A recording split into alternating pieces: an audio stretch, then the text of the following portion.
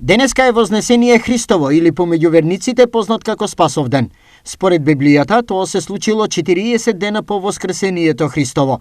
Христос тогаш се појавил помеѓу 12 апостоли. Ги зема заедно со него на Елеонската гора, тоест Маслиновата градина, и се вознесе пред нив и ги благословуваше. Со него имаше и ангели кои им велеа на луѓето: зошто се чудите, ете оној што дојде смирен и кроток како јагне во јасли, еве сега се вознесува на небото и во скоро време ќе го испрати Светиот Дух.